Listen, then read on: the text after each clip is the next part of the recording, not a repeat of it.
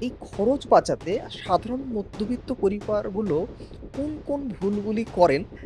যেগুলো করার ফলে আদতে দেখা যায় খরচ তো কমেই না উল্টে বেড়ে যায়? এই খরচ কমাতে গেলে তাহলে প্রত্যেকটা স্টেপে আপনাকে ভাবতে হবে।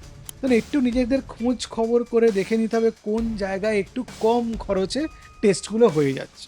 বিনা পয়সায় মানে ক্যাশলেস তার হুম, চিকিৎসাটা হয়। হুম। তাহলে তো চাপটা পড়ে না। ঠিক। একটা মিনিমাম টিকিট করতে যে টাকা লাগে, ওষুধ অনেক সময় ফ্রিতে পাওয়া যায়, টেস্টগুলো ফ্রি হয়ে যায় পুরো।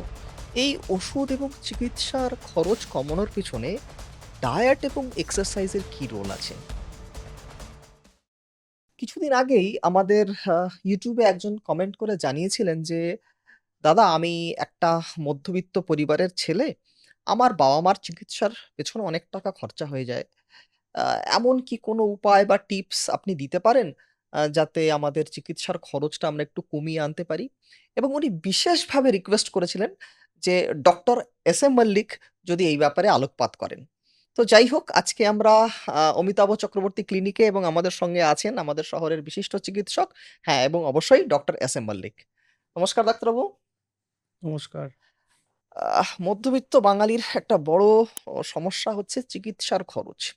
তারা বিভিন্নভাবে চেষ্টা করেন তাদের যে প্রিয়জন আছে তাদেরকে ভালো রাখার এবং যথাসম্ভব তারা চেষ্টা করেন। কিন্তু আজকাল রোজগারের যে অবস্থা তাতে বাড়িতে যদি ২ জন বয়স্ক বাবা-মা থাকেন, তাদের চিকিৎসার খরচ চালিয়ে সংসার চালানোটা খুব একটা সমস্যা হয়ে দাঁড়ায়। তো আপনার কাছে আমি কিছু টিপস জেনে নেব যাতে আমাদের যারা দর্শক আছে তারাও যেন আ এই টিপসটা শোনার পরে তারা কাজে লাগায়। যাতে তাদের চিকিৎসার খরচটা যাতে কম হয়। তো সেই টিপসগুলো আপনার কি থাকবে? প্রথম কথা, আমাদের কি খাতে চিকিৎসার জন্য খরচ যায় সেটা জানতে হবে। হুম, যে জায়গায় আপনি চিকিৎসা নিতে যাচ্ছেন, বাড়ি থেকে সেই জায়গায় যাওয়ার জন্য একটা যাতায়াত খরচা আছে। হুম, কিছু খাওয়া বাবদ খরচা হুম, হয়। হুম, ডাক্তারবাবুর ফিস আছে, হুম, ওষুধের দাম আছে, হুম, কিছু ল্যাবরেটরি ইনভেস্টিগেশন ইত্যাদি আছে। তারপরে যদি হসপিটালাইজেশন হতে হয় বা হুম। কোনো অপারেশন হয়, তার একটা আলাদা খরচা। এই খরচ কমাতে গেলে তাহলে প্রত্যেকটা স্টেপে আপনাকে ভাবতে হবে। যেমন একটু যদি বুঝিয়ে বলেন? যেমন আপনি চেষ্টা করতে হবে যাদের খরচটা খুব বাইরে চলে যাচ্ছে, হুম। তাদের বাড়ির আশেপাশে ভালো ডাক্তারবাবু খুঁজতে হবে। যাতে তার যাতায়াতের খরচ কিছুটা কমে। সবসময় যে কলকাতায় এসেই না, ডাক্তার দেখাতে হবে এরকম তার কিছু কোনো না। মানে নেই। হুম, আপনার বাড়ির পাশেই অনেক ভালো ডাক্তারবাবু হুম। পাবেন। তাদের দেখান। নিশ্চয়ই পাবেন। নিশ্চয়ই পাওয়া হুম, যাবে। হুম, ২ নম্বর, ওষুধের ব্যাপারটাতে আসি। এরকম আজকাল অনেক ওষুধ পাওয়া যায়, যেগুলো ভালো কোম্পানি বানায় এবং যেগুলো খুব কম দামে পাওয়া যায়। আমরা সাধারণভাবে যে প্রেসক্রিপশন করি, সেখানে একটা ব্র্যান্ড নেম লিখে দিই, কারণ হুম, সফটওয়্যারে হুম, ওইভাবেই থাকে। হুম, হুম। তার নিচে কিন্তু কম্পোজিশনও লিখে দিই। আচ্ছা। যদি ওই ব্র্যান্ড নেমটা সেটা নিতে গিয়ে বা হুম, সে ব্র্যান্ডের ওষুধ নিতে গিয়ে একটু খরচা আপনার বেশি হয়, তাহলে আপনি ওই হুম, কম্পোজিশন দেখে তাহলে কিনুন, যেটা একটু কম দামের পাওয়া যাবে কিন্তু কোম্পানি ভালো। তাহলে ওখানে আপনার কিছুটা খরচ আপনার কমলো। এরকম অনেক ল্যাবরেটরিজ আছে, যেগুলো ভালো ল্যাবরেটরিজ, হুম, সেগুলোর রেট কিন্তু কম। আবার অনেক ল্যাবরেটরি আছে, রেট অনেক বেশি। হুম। তাহলে একটু নিজেদের খোঁজ খবর করে দেখে নিতে হবে কোন জায়গায় একটু কম খরচে টেস্টগুলো হয়ে যাচ্ছে। কিন্তু সেখানে মানে রিপোর্টে কম্প্রোমাইজ হবে নাকি? সব ক্ষেত্রে নাও হতে পারে। কিছু একদম ভুয়ো ল্যাবরেটরিজ আছে, হুম, যেগুলোতে ভুলভাল রিপোর্ট দেয়, সেটা আমরা দেখেও বুঝতে পারি হুম, যে এত টেস্টি হয় না। হুম, এরকম গ্রামে-গঞ্জের দিকে হুম, থাকতে পারে, শহরেও আছে কিনা আমার জানা নেই। হুম, কিন্তু আমি শুনি হুম, পেশেন্টরা এসে আমাদের বলেন। আমি নিজে হুম, এই ব্যাপারে আমার ধারণা খুব কম। হুম, পেশেন্টরা এসে বলেন, "এই ল্যাবে টেস্ট করে না, রিপোর্ট দিয়ে দেয়। আপনি এরকম কোনো ল্যাবরেটরির নাম বলুন", বা তারাই বলেন যে, "এই জায়গা থেকে করতে পারি কি?" আমি বলি, "হ্যাঁ, চাইলে আপনারা করতেই পারেন, কোনো অসুবিধা নেই।" এখানে একটা খরচের একটা কমার জায়গা আছে। যখন কোনো এক্সপেনসিভ প্রসিডিউর এর কথা কোনো ডাক্তারবাবু সাজেস্ট করছেন, হুম, তখন একটা সেকেন্ড ওপিনিয়ন নিয়ে নেওয়া ভালো। অনেক সময় হতে পারে হয়তো আগের ডাক্তারবাবুর মাথায় হয়তো এইটা আসলো না যে হুম, ওষুধ দিয়েও এটা সারানো যেতে হুম, পারে। হুম, হুম। অনেক সময় চিকিৎসা তো অনেক সময় ভ্যারি করে ঠিক, তো, ঠিক। ওপিনিয়নটাও ভ্যারি হুম, করে। হুম, তখন একটা সেকেন্ড ওপিনিয়ন নেওয়া যেতে পারে। গভর্নমেন্টের যে কিছু হেলথ স্কিম আছে, হুম, যেমন আয়ুষ্মান ভারত হুম, আছে, হুম, যারা একটু আ হুম, ইকোনমিক্যালি উইকার সেকশন, তাদের জন্য কিন্তু খুব হেল্পফুল। যে ৳৫,০০,০০০ একটা ইন্সুরেন্স পাওয়া গেল এবং সেটা যেকোনো অসুখে পাওয়া যাবে। হুম। এবং শুনেছি নাকি এটা ক্যাটারাক্ট, নি হুম, রিপ্লেসমেন্ট হুম, হুম, সবেতেই পাওয়া যাবে। হুম, তাহলে খারাপ কি? ঠিকই তো। ইন্স্যুরেন্সটা করিয়ে নেওয়াটা? ঠিকই, এবং ঠিকই। সেটা ভালো, ভালো হুম, হাসপাতাল, হুম, প্রাইভেট হুম, হুম, হাসপাতালের হুম, সঙ্গে টাই আপ করা আছে। সেখানে গিয়ে চিকিৎসা পাওয়া যাচ্ছে। তাহলে তো এটা ভালো হুম, একদিক হুম, থেকে। হুম, বা যারা একটু এফোর্ড করতে পারছেন কিন্তু আয়ুষ্মান ভারত তারা সেই ক্যাটেগরিতে পড়ছেন না, হুম, তারা একটা হেলথ ইন্সুরেন্স বানিয়ে রাখুন। বিপদে পড়লে হুম, যাতে ওই বিনা পয়সায় হুম, মানে ক্যাশলেস তার হুম, হুম, চিকিৎসাটা হুম, হয়। হুম, তাহলে তো চাপটা পড়ে না। ঠিকই। আর একটা এমার্জেন্সি ফান্ডিং তৈরি করে রাখা, আপনার যা আয় সেখান থেকে 10-15% জমা রাখা যেকোনো বিপদে। শুধু যে হেলথের জন্য এমার্জেন্সি হবে তা তো না। অন্যান্য অনেক কারণে এমার্জেন্সি হতে পারে। সেটা থেকে তাদের একটা সুরাহা হওয়ার চান্স থাকে। আর সরকারি হাসপাতালগুলোতে বিশেষ করে মেডিকেল কলেজগুলোতে খুব ভালো, ভালো ডিপার্টমেন্ট আছে। খুব ভালো, ভালো চিকিৎসক আছেন। সেখানে ওষুধ ফ্রিতে পাওয়া যায়। সেখানে চিকিৎসা করলে আপনার ডাক্তারের ফিসটা লাগছে না, কম টাকার মধ্যে হয়ে যাচ্ছে। একটা মিনিমাম টিকিট করতে যে টাকা লাগে, ওষুধ অনেক সময় ফ্রিতে পাওয়া যায়। টেস্টগুলো ফ্রি হয়ে যায় পুরো। ফলে সেখানে একটা সুবিধা আছে। যেমন আমি যেমন প্রাইভেট ক্লিনিক আমরা একটা চালাই, আমাদের পলিক্লিনিক, হুম, যেটা আমাদের ডক্টর অমিতাভ চক্রবর্তীস ক্লিনিক। হুম, এখানে আমি যে ফিসটা নিই, হুম, সেটা পুরোটাই কিন্তু আমার ফিস নয়। এখানে আমার ১১ জন স্টাফ কাজ করে। ঠিক, ঠিক, তাদের ঠিক। মাইনা আছে। হুম, এখানে কমার্শিয়াল ইলেকট্রিক আছে, হুম, ইলেকট্রিসিটি। হুম, ইলেকট্রিসিটির যে বিলস, ২ টো আলাদা, হুম, আলাদা বিল আসে। হুম, মানে আমার ২ টো ইউনিট তো, হুম, ২ টো আলাদা, আলাদা বিল আসে। এবার হচ্ছে আমি একটা সফটওয়্যার ইউজ করি, সেটার একটা ইয়ারলি সাবস্ক্রিপশন আছে। সেটার জন্য দিতে হয় যে হুম, সফটওয়্যারে আমি হুম, প্রেসক্রিপশন তৈরি করি। আমার ল্যাপটপ, প্রিন্টার্স, কিছু ডিভাইস আছে যেগুলো রেগুলার আমাকে হুম, সেগুলো খারাপ হলে সারানো ইত্যাদি এইসবগুলো করতে হুম, হয়। হুম, এয়ার কন্ডিশন আছে ৪ খানা। হুম, তো সেগুলো খারাপ হচ্ছে, হুম, কখনো হুম, হুম, গন্ডগোল হচ্ছে, সারাক্ষণ চলতে থাকছে তো। সেগুলোর একটা ইয়ারলি, মান্থলি একটা খরচা এইসবগুলো থাকে। ট্যাক্স থাকে। ফলে হুম, প্রাইভেট হসপিটালস বা প্রাইভেট ক্লিনিকগুলোতে ডাক্তাররা খুব কম খরচে আপনাকে দেখতে পারবেন আজকাল। যা খরচা বেড়ে গেছে। ঠিক, ঠিক। তারপরে আমাদের যে এই যে ক্লিনিকটা, হুম, হুম, তার তো লাইসেন্সিং এর জন্য হুম, লাইসেন্সটা আপডেট হুম, করতে হয় হুম, প্রত্যেক বছরে, বছরে। হুম, সেটার জন্য একটা খরচা আছে। ওয়েস্ট ডিসপোজাল আছে। হুম। এখানে যা নোংরা সেগুলো রাস্তায় দিয়ে ছুঁড়ে, ছুঁড়ে ফেলতে পারব না। সেগুলো ম্যানেজ এই করার জন্য ছোটখাটো জিনিসগুলো কিন্তু মানুষ জানেন না। জানেন না। হ্যাঁ। ফলে অনেকবার ভাবছেন হুম, এত টাকা কেন ফিস হুম, নিচ্ছেন? হুম, ডাক্তারবাবু তাহলে খুব বড়লোক। হুম, অনেক টাকা উপার্জন করেন। মানে ব্যাপারটা এরকম নয় আরকি। ফলে ডাক্তার প্রাইভেট যারা প্র্যাকটিস করেন প্রাইভেটে তারা খুব কম পয়সায় আজকাল আর করতে পারবেন না। তাহলে তার সেটআপ এর হুম, কোয়ালিটি খুব হুম। খারাপ হবে আরকি। মানে বিশেষ করে ছোটখাটো শহরের দিকে। শহরের দিকে। হুম, যাদের হুম, ভাড়া আছে, যাদের যে বিল্ডিংটাতে চেম্বার করছেন বা যে হুম, বাড়ি বা ফ্ল্যাটে চেম্বার করছেন, যাদের নিজেদের নয়, হুম, তাদের ভাড়া আছে এবং সেটা অনেকটা। হুম, অনেক ভাড়া কলকাতাতে। হুম, ফলে একটু বুঝে শুনে এই ব্যাপারটাকে আমাদের হুম, হ্যান্ডেল করতে হবে। ডাক্তারবাবু ওষুধ লিখছেন, তখন তো কিছু, কিছু ডাক্তারবাবুরা জানেন যে কোন কোম্পানির ওষুধগুলো একটু কম দাম। ডাক্তারবাবুকে রিকোয়েস্ট করা, "ডাক্তারবাবু আমি এফোর্ড করতে পারি না। দেখুন চেষ্টা করে যদি একটু হুম, কম দামের ওষুধ লেখা যায়।" সেটা আমরা খুব নির্দ্বিধায় গ্ল্যাডলি অনেক সময় সেগুলো হুম, করি এবং তাতে হুম, পেশেন্টের অনেক বেনিফিট হয়। এবং ঠিক। অনেক ওষুধ আছে একটু দাম বেশি, কিন্তু কোয়ালিটি হয়তো একটু বেটার হতে পারে।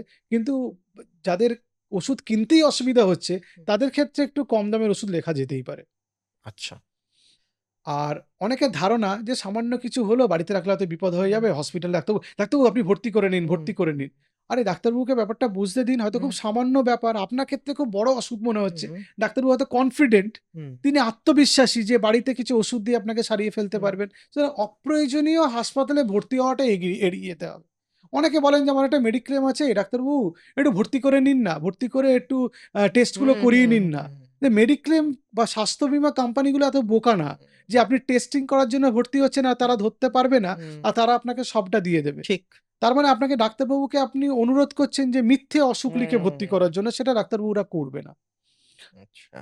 কারণ এটা লিগ্যাল ইমপ্লিকেশনস ও থাকতে পারে তো, সেইজন্য। আচ্ছা, এই খরচ বাঁচাতে সাধারণ মধ্যবিত্ত পরিবারগুলো কোন, কোন ভুলগুলি করেন যেগুলো করার ফলে আদতে দেখা যায় খরচ তো কমেই না উল্টে বেড়ে যায়? ১ম কথা হচ্ছে যে ক্রনিক যে অসুখগুলো, পুরনো অসুখগুলো সেগুলোর ওষুধ বন্ধ করে দেওয়া। আচ্ছা। সেটা যেমন তারা করে না। সুগার হতে পারে, সুগার, থাইরয়েড, হাইপারটেনশন হতে পারে, থাইরয়েড হতে পারে। কোলেস্টেরল, হুম, হ্যাঁ, এই হুম, ওষুধগুলো তারা বন্ধ করে দেন। তারা ভাবেন যে লাইফস্টাইল মডিফাই করে আমি বেঁচে যাবো। আদতে এগুলো আসলে হবে না। হুম, আপনাকে যে ওষুধগুলো ডাক্তার দিয়েছে সে একটা কোয়ালিফাইড লোক। প্রচুর পড়াশোনা করে ডাক্তার হয়েছে। হুম, সে বুঝেছে ঠিকই। বা তিনি বুঝেছেন। তাই তিনি দিয়েছেন, সেটাকে আপনি বাদ দিয়ে আপনি খরচ কমাতে পারবেন না। তাতে জটিলতা বাড়বে। আপনার পরিবারের উপর চাপ বাড়বে। ২ নম্বর হচ্ছে নিয়মিত কিছু অসুখগুলো পরীক্ষা না করা। আমরা পার্টি করতে গিয়ে খরচা করি, রেস্তোরাঁতে খেতে গিয়ে খরচা করি, ফালতু লোকের সঙ্গে বসে গল্পগুজব করার জন্য মদ্যপানে খরচা করি। আমরা নতুন ব্র্যান্ডেড জামাকাপড় পরি। আমি যেমন পার্সোনালি হুম, ব্র্যান্ডেড হুম, জামাকাপড় পরি না, খরচ কম হুম, যাতে থাকে। হুম, কিন্তু অনেক লোককে দেখেছি হুম, সে হুম, আমাকে কম দামের ওষুধ লিখতে বলছে বা হুম, প্রেসক্রিপশন করার সময় বারবার খরচের কথা বলছে। হুম, কিন্তু সেই চশমা পড়েছে ব্র্যান্ডেড, সে জামাতে ব্র্যান্ড জামা, কিন্তু হুম, ঘড়ি ব্র্যান্ডেড হুম, ঘড়ি। হুম, কিন্তু তার মনে হয়েছে তার খরচটা কমাতে গেলে তাকে হুম, তো সবভাবেই হুম, কমাতে হবে, সব দিক ঠিকই, থেকেই ঠিকই, কমাতে হবে। ঠিকই। সুতরাং সেই দিকে আমাদের একটু নজর রাখতে হবে যে আমরা খরচটা রেগুলার কিভাবে কমাতে পারি। আমরা ফালতু কিছু খরচা করি স্মোক করে, হুম, যেটা শরীরে কোনো হুম, বেনিফিট নেই। সাধারণ যারা স্মোকার তারা প্রত্যেকদিন ৩০০ থেকে ৳১২০০ অব্দি স্মোক করে। ৩০০ থেকে ৳১২০০। ৳১২০০। তার মানে মাসে ১০,০০০ থেকে ৳৪০,০০০ অব্দি স্মোক করে একেকজন মানুষ। এবার যারা বিড়ি খাচ্ছে তাদের কথা আমি স্যার বিড়ির দাম জানি এরা না। এদেরটা বাদ দিন। এরা মধ্যবিত্ত নন। এরা কিন্তু তারাই এসে রিকোয়েস্ট করেন, "ডাক্তারবাবু এই ওষুধের দামটা খুব বেশি। এটা বাদ দিয়ে অন্য কিছু করলে হবে না?" ওহ মাই গড! হ্যাঁ, অনেকে এরকম রিকোয়েস্ট হুম, করেন। আমি যখন বলি স্মোকটা বন্ধ করে, "হ্যাঁ, ডাক্তারবাবু খুবই চেষ্টা করছি, আগের চেয়ে কমিয়ে দিয়েছি।" "তা কিভাবে কমিয়েছেন আগের চেয়ে?" তখন বললেন, "আগে ১২ টা খেতাম, এখন ১০ টা খাচ্ছি।" চিন্তা করো। কিন্তু এটা অনেকটা হুম, খরচা অনেক এবং খরচা। একেকটা মানুষ তার সারা জীবনে হুম, যা সিগারেট খেয়ে টাকা নষ্ট করেন, সেটা দিয়ে তার জীবনে ১ টা থেকে ৩ টে ফ্ল্যাট হয়ে যাবে কলকাতায়। সুতরাং এত টাকা খরচা করেন। সে যাই হোক, সেটা তার পার্সোনাল হুম, হুম, চয়েস। হুম। কিন্তু আমরা চিকিৎসার খরচ কমানোর কথা বলছি। মানে উনি যদি সিগারেট খাওয়াটা কমিয়ে দেন, হয়তো দেখা গেল তার হাইপার টেনশন এর জন্য ওষুধ খেতে হচ্ছে না। হচ্ছে না, তার ভবিষ্যতে কোনো ফুসফুসের লাংসের জন্য ওষুধ সমস্যা খেতে হবে হচ্ছে না, ইয়েস। এক্সাক্টলি। তার ক্যান্সার হবে না। হ্যাঁ, তাহলে হ্যাঁ। দেখছি হুম, চিকিৎসার হুম, খরচ হুম, কমবে। অ্যালকোহল, ডাক্তারবাবু আমি হুম, অন্য কিছু খরচা করি না, সন্ধ্যেবেলা একটু খাই। একটু খান কতটা? রোজই খাই 120 to 180 ml করে। মানে ২ থেকে ৩ পেগ প্রত্যেকদিন তিনি অ্যালকোহল খাচ্ছেন। এই অ্যালকোহল কি বিনা পয়সায় পাওয়া যাচ্ছে? এতে প্রচুর ট্যাক্স এবং প্রচুর দাম। এবং যারা রেগুলার অ্যালকোহল খান, তারা প্রায় মানে আমি সস্তার থেকে একদম দামি বলছি। আমি কথা বলে তাদের কাছ থেকে দাম হুম, জানি বলে আমি হুম। বলছি। তারা প্রত্যেক মাসে ৩,০০০ থেকে ৳২০,০০০ র অ্যালকোহল খান। বাপরে বাপ!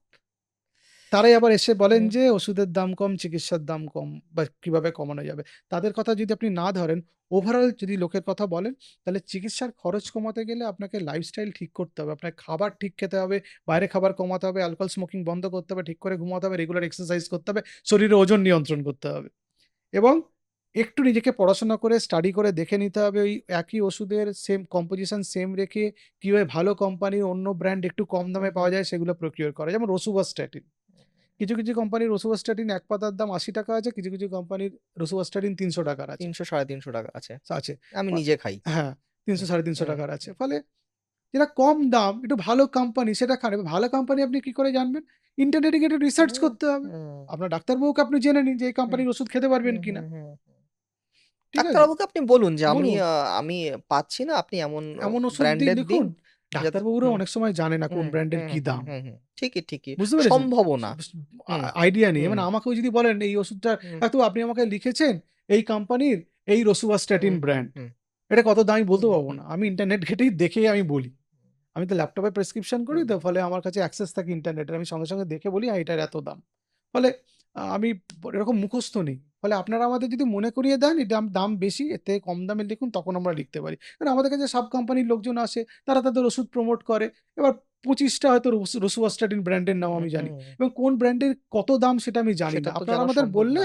আমরা একটু খুঁজে এটা তো ঘেঁটে জেনে একটা জানিয়ে দিতে পারি। কম্পোজিশন হলো। আপনাদের মাথায় ১০০০ টা ১০০০ টা কম্পোজিশন থাকে। কম্পোজিশন তার ১০০০ টা ব্র্যান্ড থাকে। ব্র্যান্ড আছে। তাহলে সে ১,০০,০০০ একটা ওষুধ, সেই ওষুধের দাম প্রত্যেকটা জানা জানা তো সম্ভব না। মানে সত্যি সম্ভবই না। সম্ভব না। হুম, সুতরাং খরচ কমাতে গেলে আমাকে সব দিকটাই দেখতে হবে। আমাকে ডাক্তারের accessibility, আমার ট্রাভেল ডিসট্যান্স কতটা, আমার কি অসুখ আছে, আমাকে কিরকম ফ্রিকোয়েন্সিতে টেস্ট করতে হচ্ছে, কি ওষুধ খাই, হসপিটালে ভর্তি হতে হচ্ছে কিনা, আমার কতগুলো বদ অভ্যাস আছে কিনা, আমার আ ডায়াবেটিস বা কোলেস্টেরল বা যে হাইপারটেনশন বা থাইরয়েডের কমপ্লিকেশন আছে সেগুলো আমি সঠিক সময়ে চিকিৎসা করে ফেলছি কিনা। আমার মনে করুন আমার ডায়াবেটিস আছে এবং হাঁটতে গেলে আমার হাঁফ হয়। কিন্তু আমি সেরম পাত্তা না দিয়ে আমি সেটাকে এগিয়ে নিয়ে চলে গেলাম। ৪ বছর পরে দেখলাম আমার হার্ট ব্লক হয়েছে এবং সেটা বাইপাস করার লেভেলে। কিন্তু ১ম থেকে যদি আমার হার্টটাকে আমি একটু চিকিৎসা করতাম, ঠিক, ঠিক, তখন থেকে যদি ওষুধ শুরু হতো তাহলে হয়তো এটা হতো না। ঠিকই। কারণ অনেক সময় স্ট্যাটিন, অ্যান্টিপ্লেটলেট দিয়ে এই হুম, অবস্থাটাকে আটকে রাখা হুম। যায় এবং সেটা সম্ভব এবং তার প্রচুর এভিডেন্স আছে, স্টাডি আছে। সুতরাং আমরা যদি একটু সচেতন হই নিশ্চয়ই আমরা পারবো আমাদের খরচ কমিয়ে ফেলতে। আচ্ছা। এই ওষুধ এবং চিকিৎসার খরচ কমানোর পেছনে ডায়েট এবং এক্সারসাইজের কি রোল আছে? খুব গুরুত্বপূর্ণ রোল আছে। ডা কারণ আমি দেখেছি মানুষ ওষুধ খাবেন কিন্তু খাবার-দাবারটা কন্ট্রোল করবেন না এবং এক্সারসাইজ করবেন না। এক্সাক্টলি। এবং ভাবেন যে এগুলো তো ঠিক আছে খাবো। বেঁচে যখন আছি তাহলে তো খাবোই। কিন্তু ওই খাবার খেতে গিয়ে যদি ওনারা একটু যদি সাবধানে খাবারটা চুজ করেন বা বাছেন, আমার মনে হয় সেক্ষেত্রে বোধহয় ওষুধের খরচটা একটু কমে যায়। সেটা আপনি ভালো বলতে পারবেন। হ্যাঁ, এক্ষেত্রে ওষুধের খরচ আমাদের অনেকটা কমে যায়। আমরা যদি রেগুলার সেই খাবারগুলো খাই যেগুলোতে ফাইবার আছে, হুম, সেগুলোতে অ্যান্টিঅক্সিডেন্ট হুম, আছে এবং যেগুলোতে স্যাচুরেটেড ফ্যাট বা ব্যাড ফ্যাট কম আছে, সেগুলো আমরা কিন্তু আমাদের হেলথকে ভালো রাখতে সাহায্য করতে পারি। এরকম অনেক মানুষ আছেন ভালো খাবার খাচ্ছেন কিন্তু পোরশন অনেক বেশি খাবার খাচ্ছেন। তাদের শরীরে ওজন বেড়ে গিয়ে ক্রনিক অসুখগুলো আরো বেড়ে যাচ্ছে। আর এক্সারসাইজের এতে ইমেন্স রোল আছে। আবার আপনি যদি বলেন পৃথিবীর বেস্ট এক্সারসাইজ কোনটা? আমি বলব হাঁটা। আপনি হেঁটে আপনার শরীর ফিট রাখতে পারেন ব্রিস্ক ওয়াক করে। এবং তার সঙ্গে যদি রেজিস্ট্যান্ট ট্রেনিং কিছু করতে পারেন, সেটা রাবার ব্যান্ড হতে পারে, সেটা আর রেজিস্ট্যান্ট টিউব হুম, হতে পারে, সেটা রেজিস্ট্যান্ট ব্যান্ড হতে পারে, সেটা বডি ওয়েটস হতে পারে, বা হুম, এমনি হুম, ওয়েটস হতে পারে বা পিলাটিস হতে পারে। সেই মাধ্যমে যদি আমরা ফিটনেস করতে পারি, যারা স্পোর্টস অ্যাক্টিভিটি করবে। ক্রিকেট খেলছেন, ফুটবল খেলছেন, টেনিস খেলছেন, ব্যাডমিন্টন খেলছেন সেটা করবে। কেউ জগিং করতে পারে, সাইক্লিং করতে পারে, সুইমিং করতে পারে, ডান্সিং করতে পারে, জুম্বা। যে যা ফর্মে এক্সারসাইজ করবে, any movement of the body hmm. Will be counted S exercise. মানে ঠিকই। আমি যদি আঙুলও নাড়াই, এটা হুম, হুম, আঙুলের এক্সারসাইজ হুম, তো, হুম। মাসলের পা এক্সারসাইজ। নাড়ালেও সেটা পা নাড়ানোর হুম, হুম, এক্সারসাইজ। হুম, ফলে এটা এক্সারসাইজ, এতে হুম, এনার্জি এক্সপেন্ডিচার হয়। অনেকে হুম, বসে, বসে না পা নাড়াচ্ছেন। হুম, হয়তো ভাবছেন যে বদঅভ্যাস, হয়তো সত্যিকারের সে হুম, হয়তো কিছু হুম, এক্সারসাইজ করছে। ফলে আপনি দেখে তো আর বুঝতে পারবেন না। ফলে রেগুলার সেই এক্সারসাইজ আর ডায়েটটাকে আপনাকে ঠিক নিয়ন্ত্রণে রাখতে হবে এবং সেখানে শাকসবজি, ফলমূলের গুরুত্বপূর্ণ ভূমিকা আছে। সেখানে গুড প্রোটিনের গুরুত্বপূর্ণ ভূমিকা চিকেন হতে পারে, সেটা এগ হতে পারে, সেটা ফিশ হতে পারে, সেটা হুম, আ সয়াবিন হতে পারে, সেটা বাদাম হতে পারে। বাদামের মধ্যেও কিন্তু হুম, প্রোটিন আছে। হুম, ১০০ গ্রাম হুম, বাদামে ২৫ গ্রাম প্রোটিন হুম, থাকে। হুম। ফলে প্রোটিন আছে কিন্তু। ফলে আবার বিভিন্ন রকম বিনসের মধ্যে প্রোটিন আছে। ফলে খাবারটাকে যদি ভালো করে গুছাতে পারি, আমরা নিঃসন্দেহে, নির্দ্বিধায় আমরা চিকিৎসা খরচ কমিয়ে ফেলতে পারব।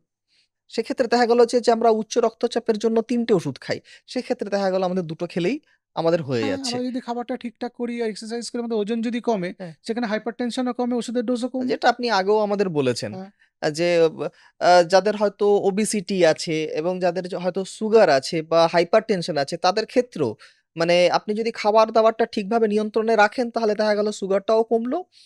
আপনার হাইপারটেনশন এর যে সমস্যাটা ছিল সেটাও কমলো। ওভারঅল দেখা গেল যে ডাক্তারের কাছে গেলেন দেখলেন যে সবই যখন ঠিক আছে বা সবটাই যখন ম্যানেজ করে নিতে পারছেন তখন ডাক্তারবাবুই হয়তো আপনাকে বললেন যে ঠিক আছে এই ওষুধটা আর খাবার দরকার নেই। হতে পারে। কিন্তু এটা নিয়ে আমরা খুব একটা ভাবিত নই বা ভাবিও না। তার মানে যেটা বোঝা গেল যে আপনাকে ওয়াইজলি ওষুধ চুজ করতে হবে, আপনাকে ল্যাব চুজ করতে হবে, আপনার বাড়ির কাছে পিঠের একজন ডাক্তারবাবুকে চুজ করতে হবে এবং সবশেষে ডায়েট এবং এক্সারসাইজ এ আপনাকে ফোকাসড হতে হবে। থ্যাংক ইউ ডাক্তারবাবু এত সুন্দর করে প্রত্যেকটা বিষয় বুঝিয়ে দেওয়ার জন্য। আশা করি এরপর থেকে আপনারা চিকিৎসার খরচ কমাতে পারবেন। আর যদি আমাদের চ্যানেলটা এখনো সাবস্ক্রাইব না করে থাকেন করে রাখুন। কারণ আমরা এরকম হেলথ রিলেটেড বিষয় নিয়ে আলোচনা করি, যেগুলো শুনলে আপনারা নিঃসন্দেহে উপকৃত হবেন। আজ এই পর্যন্তই। আবার দেখা হবে অন্য কোনো দিন, অন্য কোনো এপিসোডে।